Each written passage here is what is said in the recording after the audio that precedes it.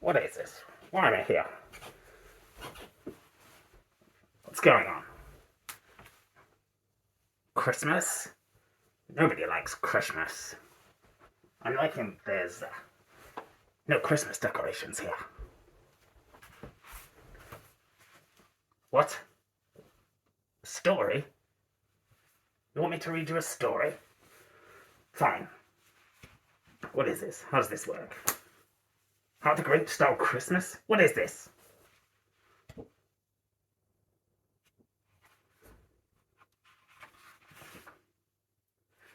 Every Who down in Whoville liked Christmas a lot. But the Grinch, who lived just north of Whoville, did not. No, I don't. The Grinch hated Christmas. The whole Christmas season. Now please don't ask why. No one quite knows the reason. It could be his head wasn't screwed on just right. It could be perhaps that his shoes were too tight. Nope, my shoes are fine, thanks. But I think that the most likely reason of all may have been that his heart was 2 sizes too small. Me? But whatever the reason, his heart or his shoes, he stood there on Christmas Eve, hating the Whos, staring down from his cave with a sour, grinchy frown at the warm, lighted windows below in their town, for he knew every Who down in Whoville beneath was busy now hanging mistletoe wreath. And they're hanging their stockings, he snarled with a sneer. Tomorrow is Christmas, it's practically here. Then he growled with his Grinch fingers nervously drumming. I must find a way to stop Christmas coming. For tomorrow, he knew.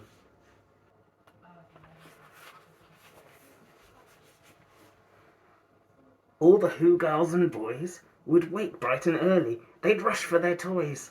And then, oh the noise, the noise, the noise, noise, noise. That's one thing he hated. The noise, noise, noise. Then the Whos, young and old, would sit down to a feast, and they'd feast, and they'd feast, and they'd feast, feast, feast. They would feast on Who pudding and rare Who roast beast, which was something the Grinch couldn't stand in the least.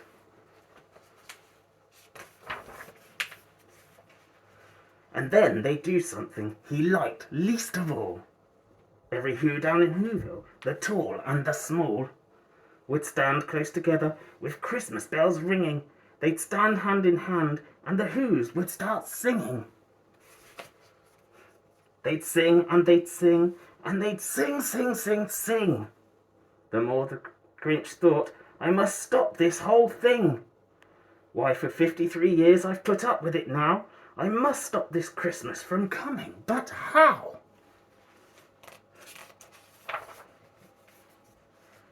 Then he got an idea, an awful idea. The Grinch got a wonderful, awful idea. I know just what to do, the Grinch laughed in his throat, and he made a quick Santa Claus hat and a coat. And he chuckled and clucked, what a great Grinchy trick! With this coat and this hat, I look just like Saint Nick. All I need is a reindeer, the Grinch looked around. But since reindeer are scarce, there was none to be found. Did that stop old Grinch?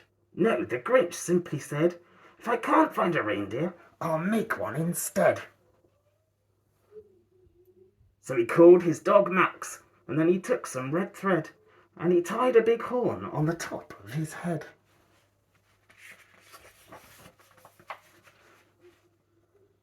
Then he loaded some bags and some old empty sacks on a ramshackle sleigh, and he hitched up old Max. Then the Grinch said, get up, and the sleigh started down toward the homes where the Whos lay a snooze in their town.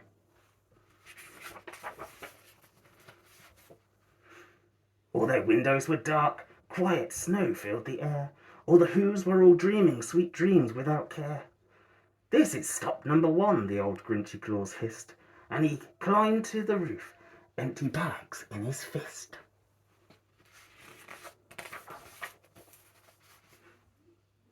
Then he slid down the chimney, a rather tight pinch, but if Santa could do it, then so could the Grinch. He got stuck only once, for a moment or two. Then he stuck his head out of the fireplace flue, where the little Who stockings all hung in a row. These stockings, he grinned, are the first things to go.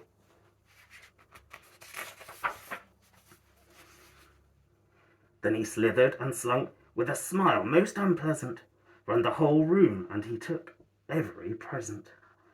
Pop guns and bicycles, roller skates and drums, checkerboards, tricycles, popcorn and plums. Then he stuffed them in bags. Then the Grinch very nimbly stuffed all the bags one by one up the chimney.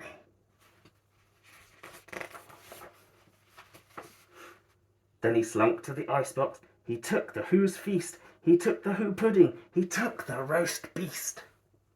He cleaned out that icebox quick as a flash. Why, that Grinch even took their last can of Who hash.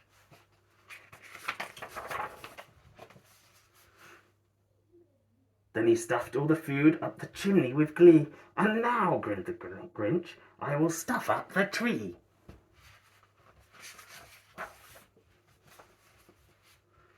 And the Grinch grabbed the tree, and he started to shove, when he heard a small sound like the coo of a dove.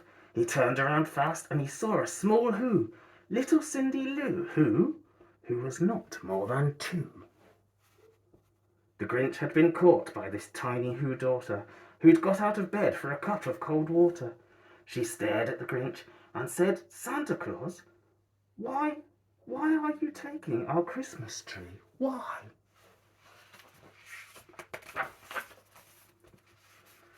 But you know, that old Grinch was so smart and so slick, he thought of a lie and he thought it up quick.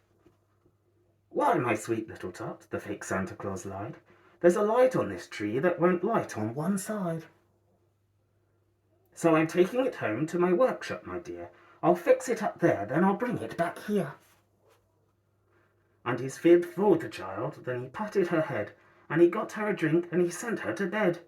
And when Cindy Lou Who went to bed with her cup, he went to the chimney and stuffed the tree up.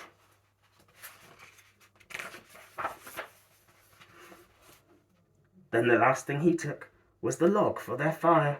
Then he went up the chimney himself, the old liar. On their walls he left nothing but hooks and some wire, and the one speck of food that he left in the house was a crumb that was even too small for a mouse. Then he did the same thing to the other Who's houses, leaving crumbs much too small for the other Who's mouses.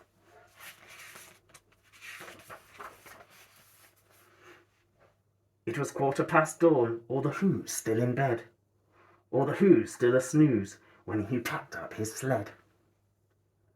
Picked it up with their presents, the ribbons, the wrappings, the tags and the tinsel, the trimmings, the trappings.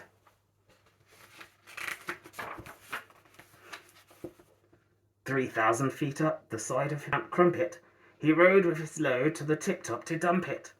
Pooh-pooh to the Who's, he was Grinchishly humming. They're finding out now that no Christmas is coming.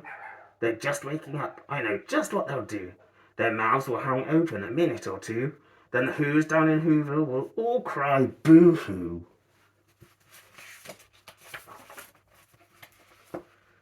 That's a noise, grinned the Grinch, that I simply must hear.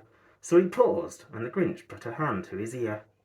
And he did hear a sound rising over the snow. It started in low, then it started to grow.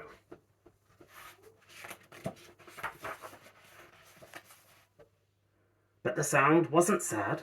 Why, this sound sounded merry. It couldn't be so, but it was merry, very. He stared down at Whoville. The Grinch popped his eyes. Then he shook. What he saw was a shocking surprise.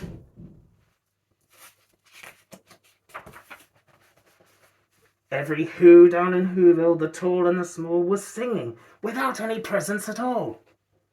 He hadn't stopped Christmas from coming. It came. Somehow or other, it came just the same. And the Grinch, with his Grinch feet, ice cold in the snow, stood puzzling and puzzling. How could it be so? It came without ribbons, it came without tags, it came without packages, boxes, or bags. Then the Grinch thought of something he hadn't before. Maybe Christmas, he thought, doesn't come from a store. Maybe Christmas, perhaps, means a little bit more.